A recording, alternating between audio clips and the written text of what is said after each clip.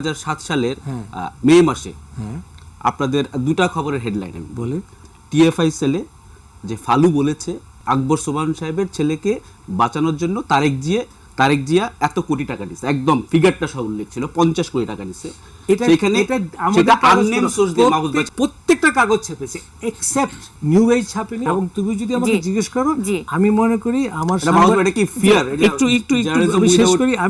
একটু শেষ করি তাই আমি মনে করি যে আমার সাংবাদিকতার সময়ে ওই সময়ে ডিজিএফআই এর দেওয়া নিউজ আনসাবস্টেন্টিয়েটেড, আমি যেটা ইন্ডিপেন্ডেন্টলি প্রমাণ করতে পারি নাই, ওটা আমি লিখেছি, ইন্ডিপেন্ডেন্টলি ভেরিফাই করতে পারছি না। কিন্তু তুমি যদি আমাকে জিজ্ঞেস করো, আমার সাংবাদিক জীবনে, এডিটরের জীবনে ওটা হচ্ছে একটা বিরাট ভুল।